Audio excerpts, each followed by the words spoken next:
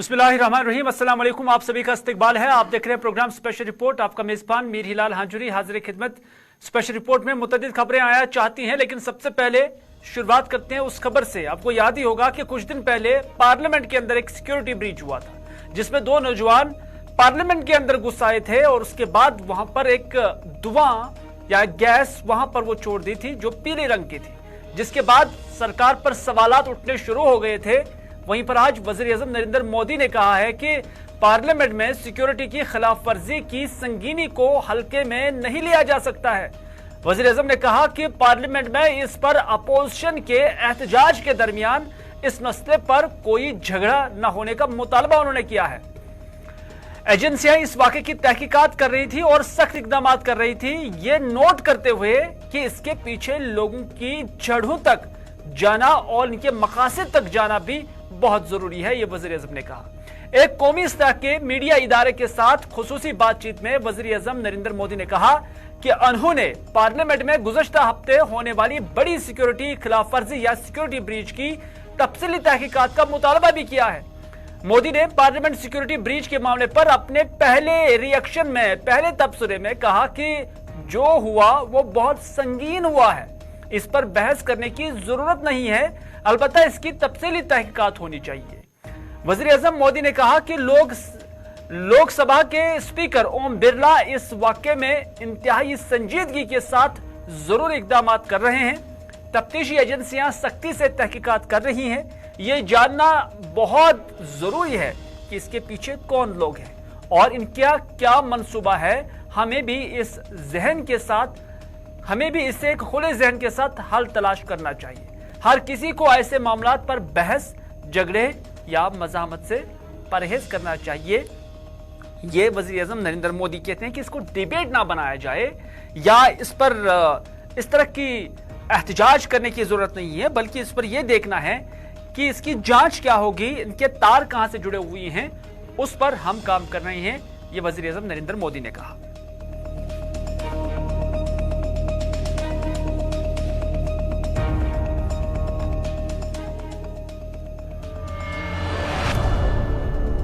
ये तो वज़ीर-ए-आज़म नरेंद्र मोदी ने कहा, लेकिन महबूबा मुफ्ती ने क्या कहा वो भी हम आप तक पहुंचाएंगे।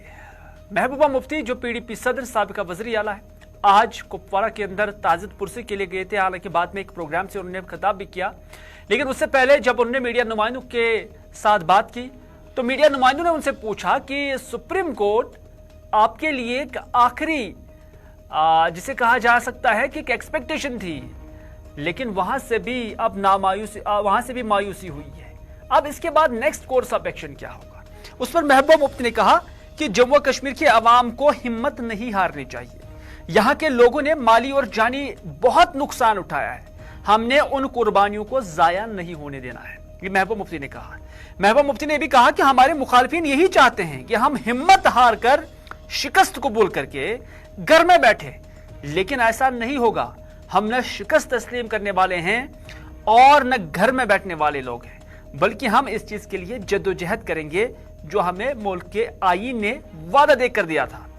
उन्होंने कहा कि खोए हुए वकार को सूद समेत वापस लेंगे। ये महबूबा मुफ्ती ने आज भी कहा है कि हम जो खोया हुआ वकार है, आर्टिकल 370 जो 5 अगस्त साल 2019 को वापस लिया गया और उसके बाद सुप्रीम कोर्ट ने उस पर एक फैसला भी सुनाया और उस एब्रोगेशन को जायज ठहराया।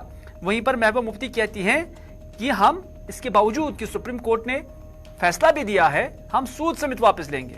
महबूबा मुफ्ती ये भी कहती है कि सुप्रीम कोर्ट का फैसला कोई खुदाई हुक्म नहीं है।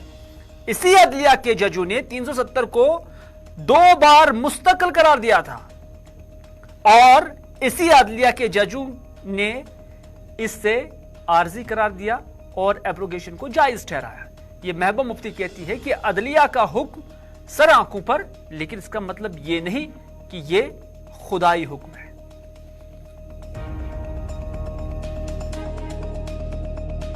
हमको हिम्मत नहीं हारनी है।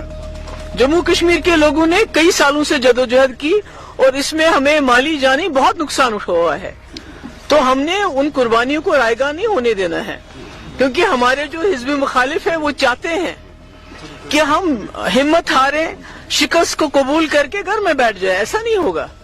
हम आखिरी दम तक जदोजहद करेंगे और इंशाअल्लाह, जो मैं बार बार कहती हूँ, जो हमारा खोया हुआ वकार है उसको सूद के समेत हासिल करेंगे। ये सुप्रीम कोर्ट कोई नौज़बिल्ला खुदा साहब तो नहीं है। कभी कभी सुप्रीम कोर्ट के बहुत सारे फैसले ऐसे हैं जो इसी सुप्रीम कोर्ट ने एक बार ये कहा था कि 370 को नहीं हटाया जा सकता है कॉन्स्टिट्यूएंट असेंबली के रिकमेंडेशन के बगैर। वो भी जजेस थे, वो भी बड़े ही बाइज्जत जज थे। आज किसी जज ने और कोई फैसला दिया तो इसको तो हम खुदाई हुक्म तो नहीं मान सकते हैं। हमने तो जदोजहद जारी रखनी है। Thank you. चले, महबूबा मुफ्ती कहती हैं कि हम जदोजहद जारी रखेंगे, कोई खुदाई हुक्म नहीं है। इसी अदलिया के जजों ने 370 को परमानेंट भी करार दिया था और इसी अदलिया के जजों ने उससे कहा कि इसे हटाया भी जा सकता है। लेकिन रजनी पाटिल कांग्रेस की क्या कहती है? वो कहती है कि सीबीआई हो, इलेक्शन कमीशन हो या ईडी हो, ये सरकार के तोते हैं और तोते को जो बोला जाता है वो वही बोलता है। जम्मू कश्मीर के लिए हमारा ये मुतालबा है कि यहां इंतखाबात से कबल रियासत का दर्जा जम्मू कश्मीर को बहाल हो जाना चाहिए। और रजनी पाटिल ये भी कहती है कि हिमाचल प्रदेश और नॉर्थ ईस्ट की रियासतों की तरह जम्मू कश्मीर में भी जमीनें यहां के लोगों के लिए मखसूस रहनी चाहिए, इसको कोई खरीदना नहीं चाहिए। ये उनके कहने का लुब-ए-लुबाब था। और रजनी पाटिल आज जम्मू के अंदर थी। कांग्रेस की पूरी क़यादत यहां पर, जम्मू कश्मीर की जो विंग है वो यहां पर उनके दाएं बाएं थे और उन्होंने एक मीटिंग से यहां सूरत हाल का जायजा भी लिया। लेकिन बाद में जब उन्होंने मीडिया नुमाइंदों के सवालों का जवाब दिया, उसमें उन्होंने क्या कुछ कहा, उनकी ही जुबानी सुनते हैं।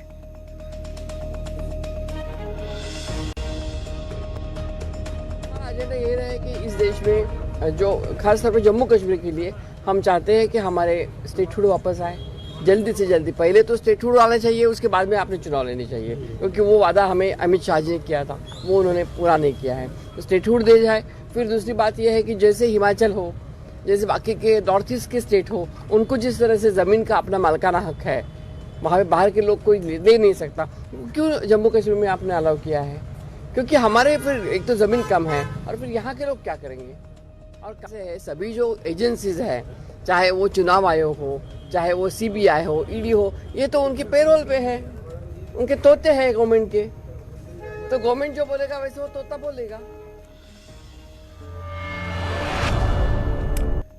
इधर रजनी पाटिल ने रावण का भी जिक्र किया और रावण की तशबीह उन्होंने किसके साथ की उसका अंदाजा आप खुद कर लीजिए। क्योंकि रजनी पाटिल ने कहा कि जिसको घुमंड होता है और तकब्बुर होता है वो रहने वाली कोई चीज नहीं है। उन्होंने ये भी कहा कि तारीख गवाह है कि रावण को भी बख्शा नहीं गया। ताकत किसी शख्स का नहीं होता है, ताकत का हमेशा अवाम ही सरचश्मा होता है और यही अवाम आने वाले वक्त में अपनी ताकत दिखाएगी। ये रजनी पाटिल मुखातिब किससे थी, उनकी बातों से आप खुद आंकलन कीजिए, खुद अंदाजा कर लीजिए कि वो किससे मुखातिब थी, वो किससे रावण कहती है और किससे कहती है कि आपको तकब्बुर है।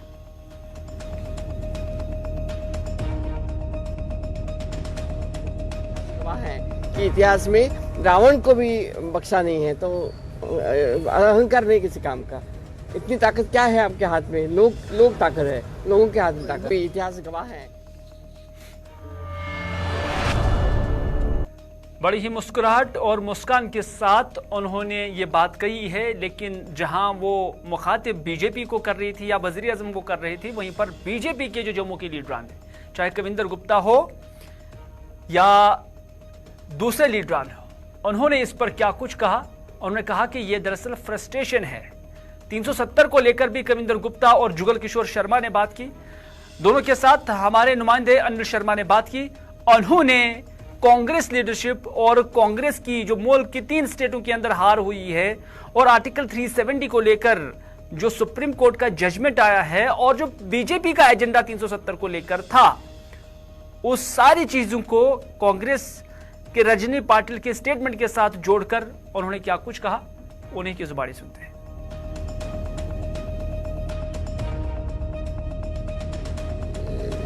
ये फ्रस्ट्रेशन में इस प्रकार की बातें कर रहे हैं। धारा 370 हमारा एजेंडा था, तोड़ना था। उसके बाद जो परिस्थितियाँ सुधरी हैं उसके बारे में सभी जानते हैं, लेकिन हार की जो हताशा है वो कहीं ना कहीं बता रही है कि आज उनको भारतीय जनता पार्टी के बढ़ते हुए जो कद और कदम पसंद नहीं आ रहे।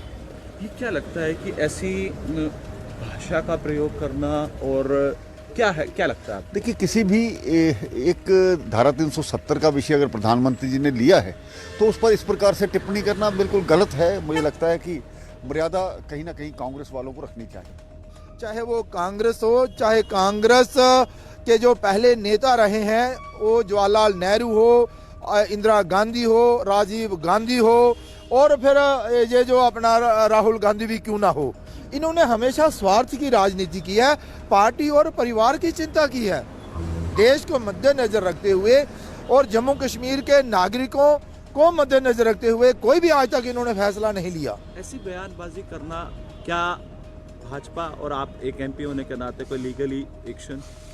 नहीं, देखिए, मैं तो ये कहूँगा कि उन्होंने जो कहा है वो वही जानते होंगे कि वो उन्होंने जो ऐसी कैसे ये बयानबाजी की है। मैं इतना ही जानता हूं कि उसके बयान से उसका मजाक बना हुआ है। आज सुप्रीम कोर्ट ने भी मुहर लगा दी और कहा कि जो पार्लियामेंट ने पास किया है वो सही है, जो राष्ट्रपति ने जिस पर मुहर लगाई है वही सही है। और प्रधानमंत्री जी यही कह रहे हैं कि धारा 370 हटने से देश के साथ साथ जम्मू कश्मीर के भी विकास के रास्ते खुले हैं। तो जो प्रधानमंत्री कह रहे हैं वही सत्य है, और आज प्रधानमंत्री जी जो कहते हैं वही लोग भी उस पर विश्वास करते हैं। कांग्रेस की एक राज्यसभा की मेंबर जिसका नाम रजनी पाटिल है, वो अपनी सस्ती लोकप्रियता के लिए बयानबाजी कर रहे हैं राहुल गांधी और दूसरे नेताओं के नक्शे कदम पर चलते हुए।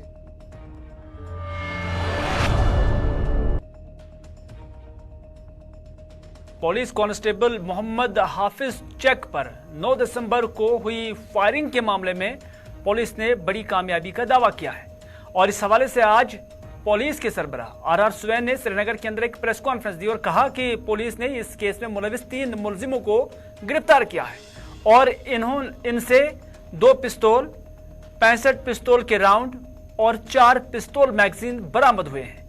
आर सुवैन ने कहा कि उन्होंने पाकिस्तान में मुकीम अपने हैंडलर्स के कहने पर, यानी जिन अफराद को गिरफ्तार किया गया है या जिन्होंने यह हमला अंजाम दिया है, उन्होंने पाकिस्तान में मुकीम अपने हैंडलर्स के कहने पर यह हमले अंजाम दिए थे, यह हमला अंजाम दिया था, और तहकीकात के दौरान तीनों ने इस जुर्म का एतराफ भी कर लिया है। पुलिस सरबराह आर सुवैन ने मजीद कहा कि इंस्पेक्टर मसरूर वानी केस की भी तहकीकात जारी व सारी है।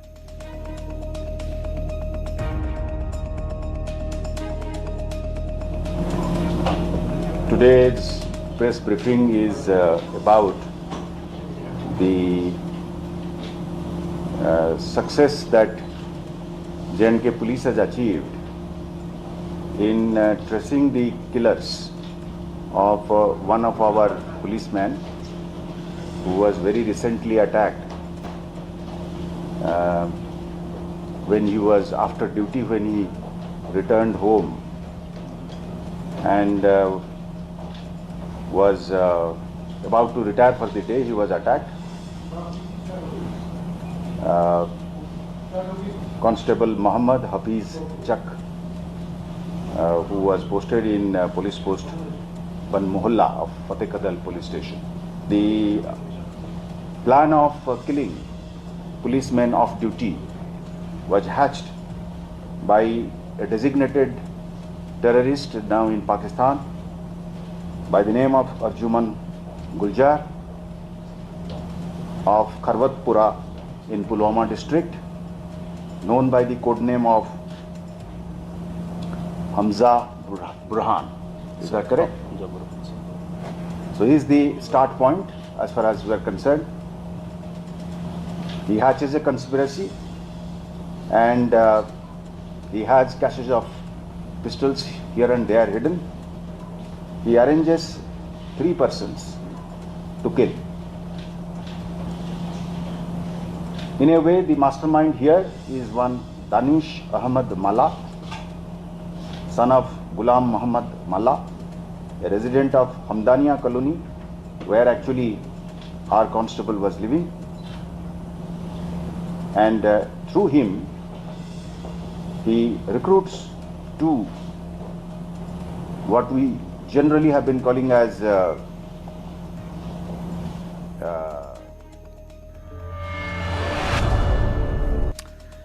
जिला कुलगाम के एक पसमानदा गांव घाड़ीहामा से ताल्लुक रखने वाले तारिक अहमद नामी एक नौजवान जो ज्यादा तालीम याफ्ता तो नहीं है, लेकिन इसके हौसले, हिम्मत और दूरअंदेशी ने इसे अपने ही गांव में कबाड़े को रिसाइकलिंग करने का यूनिट कायम करने पर आमादा किया। और आजकल इसका ये यूनिट यानी तारिक अहमद के साथ साथ कम से कम दीगर 60 से 80 बेरोजगार नौजवानों के लिए रोजी रोटी का जरिया बन चुका है।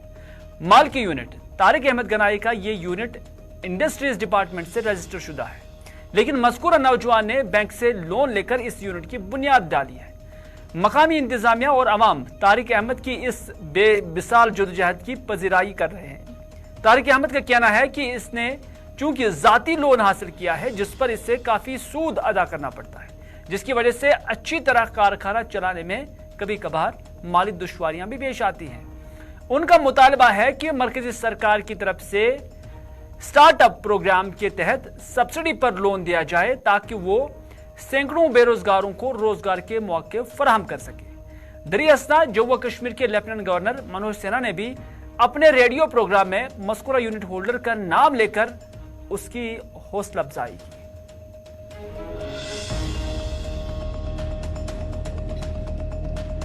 मेरा नाम तारिक अहमद गनाई है, डिस्ट्रिक्ट कुलगाम का रहने वाला हूँ, छोटे से गांव का रहने वाला हूँ मैं। आज मेरी खुशी की इतनी खुशी हुई जब मन की बात में एलजी साहब ने मेरा नाम लिया, तारिक अहमद का नाम लिया है। मुझे खुशी से पता नहीं मुझे कितनी खुशी हो जाएगी। उसने मेरी शायद मेरी दर्द की कहानी सुन के वो मुझे इतनी उम्मीद करता हूँ वो मुझे अपना भरपूर हेल्प करेगा इस फैक्ट्री में बारे में। अगर आज मेरे पास 30 जवान काम कर रहे हैं या 40 जवान काम कर रहे हैं, जब मुझे अपनी डीसी साहब का और एलजी साहब का हेल्प हो जाएगा, मुझे इंशाअल्लाह ताला मुझे इतनी पूरी उम्मीद है आगे से मुझे 150 आदमी भी काम कर सकेंगे।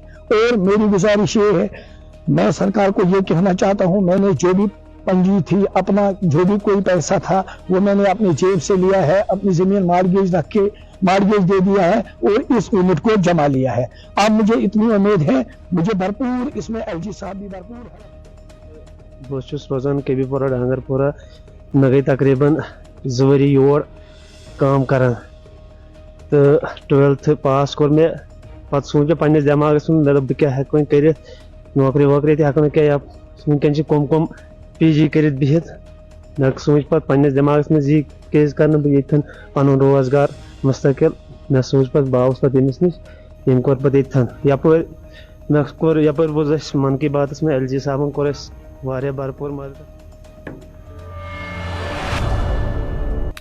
इधर डीपीएपी पार्टी के जिला ऑफिस बड़गाम में एक मीटिंग आज मुनक्कद हुई जिसमें पार्टी के जिला सदर गुलाम नबी परवाना के अलावा पार्टी के सीनियर लीडरान मौजूद रहे। इस मौका पर वर्करों पर जोर दिया गया कि वो पार्टी को जमीनी स्तर पर मजबूत बनाने के लिए घर घर जाकर पार्टी का मकसद व मंशूर आवाम को उससे आगाह कराएं।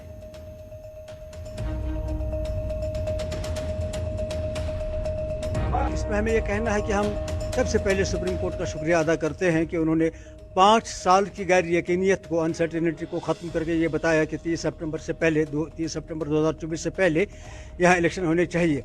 तो बहुत बहुत शुक्रिया है सुप्रीम कोर्ट का कि इस गैर यकीनियत को ख़त्म कर दिया। कि गुलाम नबी आज़ाद साहब ये वही हैं जिन्होंने 18 घंटे काम करके डबल शिफ्ट ट्रिपल शिफ्ट में वो प्रोजेक्ट्स कंप्लीट किए जो कभी हुए नहीं थे या जिनके आज तक भी कभी कंप्लीट होने की उम्मीद भी नहीं थी।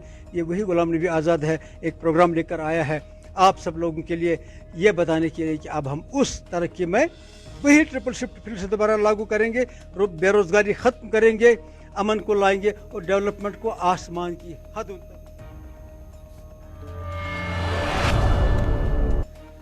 इधर गुलमर्ग, सोनमर्ग, राजदान टॉप, कुरे, सिंथन टॉप, पीर की गली और कफवाड़ा के पहाड़ों पर बर्फबारी हुई है और कई एक मकामात पर 5 इंच तक बर्फ जमा हो गई है।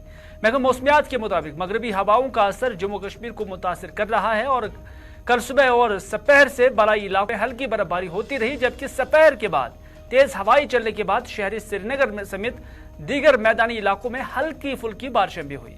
महकमे ने पहले ही इस बात की पेशन गोई की थी कि 16 दिसंबर की शाम से 17 दिसंबर की सुबह तक आमतौर पर अबर आलूद मौसम के साथ पहाड़ी इलाकों में हल्की बर्फबारी का इम्कान है, जबकि 17 से 24 दिसंबर तक बुनियादी तौर पर खुश्क मौसम रहने का इम्कान है। इधर बर्फबारी से जहां पहाड़ी इलाकों के लोग घरों में सहम कर रह गए, वहीं पर बिजली, पानी और खुराक की सप्लाई भी मुतासर हुई। वहीं इंतजामिया भी मुतहरिक होने का दावा उन्होंने किया है और सड़कों से बर्फ हटाने का काम भी जारी है। दरियासना वादी कश्मीर के शोपियां जिला को राजौरी और पुंछ से जोड़ने वाली मुगल रोड कल से ताजा बर्फ की वजह से बंद कर दी गई है।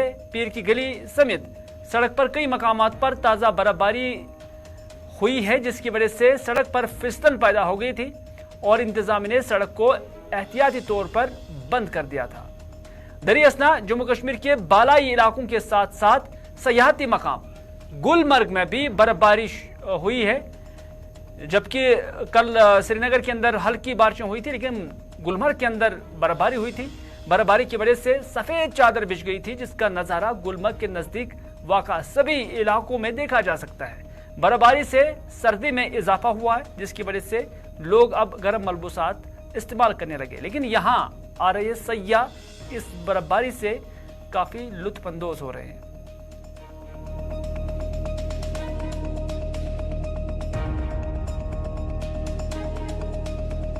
मेरा नाम माधव है, मैं यहाँ पे थर्ड टाइम आया हूँ। आज बर्फबारी यहाँ पे बहुत ज़्यादा हुई है। शाम को कल रात में बहुत ही बर्फ हुई है, स्नोफॉल हुआ है बहुत अच्छा। आज यहाँ पे देखने को बर्फ मिली, हम लोग इसीलिए यहाँ पे बर्फ देखने आए हैं। यहाँ पे वर्षा है, मैं फर्स्ट टाइम आई हूँ यहाँ पर और मैं पहली बार मेरा एक्सपीरियंस होगा स्नोफॉल देखने का यहाँ पर। बस तो क्या कहेंगे यहाँ से जाने के बाद? एक बार जरूर विजिट करना चाहिए कश्मीर। नाम मनिंद्रपाल सिंह, पंजाब से आया हूँ, रोपड़ डिस्ट्रिक्ट से। मैंने सुना था इधर का गुलमर्ग का, कह रहे इतना अच्छा, तो मैं टीवी में नहीं देखा था, रियलिटी में कभी नहीं देखा। बट जो भी रियलिटी में देख रहा हूँ, बाकी अगर कहते हैं ना भी स्वर्ग चीज देखनी है, तो जिसने कश्मीर में गुलमर्ग नहीं देखा, मैं कहता किसी ने कुछ नहीं देखा। नाम वसीम अहमद है और मैं यूपी से आया हूँ, लखनऊ से। जहन में था कि चल के जन्नत देखेंगे जो धरती पे मौजूद है, लेकिन सच में मतलब जन्नत दिखी।